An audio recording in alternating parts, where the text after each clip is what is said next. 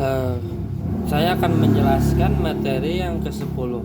Setelah kita bertemu di pertemuan 9, saya akan menjelaskan itu ke pertemuan 10 tentang kekuasaan dan politik menurut Greenberg 2016, menjelaskan bagaimana individu memperoleh pengaruh dan menggunakan kekuasaan tersebut untuk mencapai kepentingan pribadi maupun organisasi melalui aktivitas politik. Saya akan menjelaskannya menggunakan 6 pilar taksonomi Bloom Anderson. Yang pertama ada mengingat definisi dan sumber kekuasaannya. Kekuasaan atau power, kapasitas seseorang untuk mempengaruhi orang lain agar berperilaku sesuai keinginan. Terus kemudian ada 5 sumber kekuasaan. Prince dan Ribbon dalam Greenberg. 1. Reward, power, kemampuan memberi imbalan. Yang kedua ada kemampuan memberi hukuman. Yang ketiga ada otoritas formal. Yang keempat ada keahlian dan pengetahuan. Yang kelima ada karisma atau kekaguman. Kemudian yang kedua ada memahami.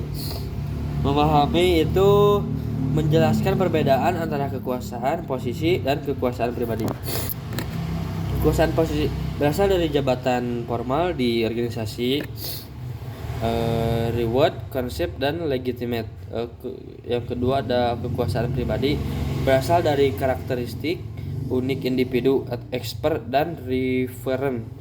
Yang ketiga ada politik organisasi, memahami bahwa politik adalah penggunaan kekuasaan di luar jalur formal untuk memengaruhi hasil atau melindungi kepentingan individu atau kelompok.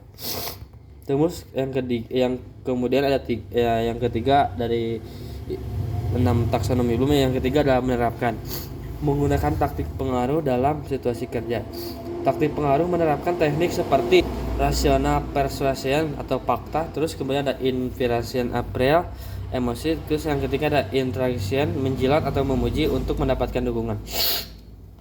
Contohnya seorang karyawan yang tidak memiliki jabatan tanpa legitimate power menggunakan expert power miliknya untuk meyakinkan bahwa manajer agar mengubah sistem IT perusahaan. Terus yang kemudian ada menganalisis, membedah penyebab dan konsekuensi perilaku politik. Faktor politik, menganalisis mengapa politik sering muncul saat terjadi ambiguitas peran, sumber daya terbatas, atau perubahan organisasi yang tidak pasti.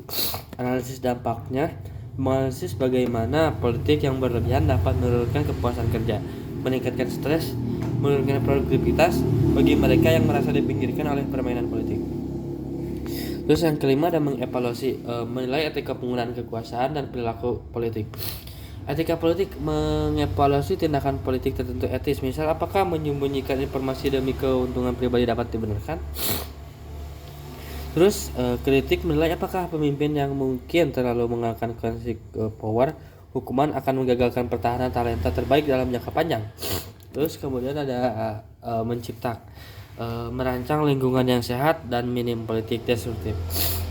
Strateginya yaitu merancang kebijakan yang meningkatkan transparansi dan objektivitas, seperti kriteria promosi yang sangat jelas untuk mengurangi kebutuhan karyawan melakukan politik kantor.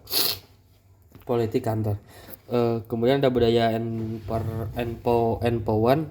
empowerment, menciptakan struktur organisasi di mana kekuasaan didistribusikan sehingga karyawan merasa memiliki kendali atas pekerjaan mereka tanpa harus bersaing secara politik. Cukup sekian pertemuan saya dari materi 10. Selamat bertemu di materi 11.